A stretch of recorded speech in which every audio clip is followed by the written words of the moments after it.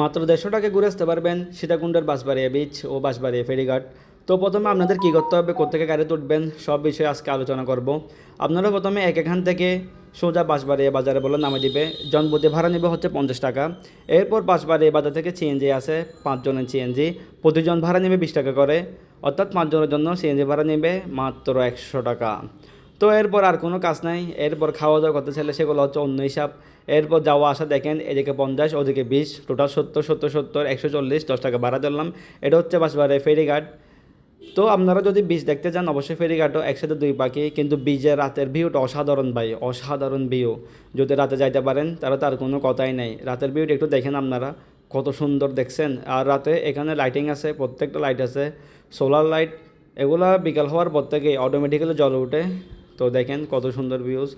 অবশ্য যখন জোয়ারের পানি থাকে তখন এখানে পানি চলে আসে। আর রাতে তো এরকম ভাই গান গাওয়ার মজাই আলাদা, বুঝছেন। এরকম সাগর পাড়ে যাবেন, একটু গান করবেন। গান না করলে কি হয়, মৃদু মৃদু হাওয়া, মৃদু মৃদু জল তরঙ্গের শোঁ শোঁ আওয়াজ, বাতাসের ফু ফু শব্দ, এগুলো সব মিলে ভাই একটা মানে কি বলতাম আমাদেরকে, সেরা সেরা ভাই। এবং দেখেন বিকেলে সেই মুহূর্ত, 6টার পরের মুহূর্ত, এখানে রংধনু উঠছে।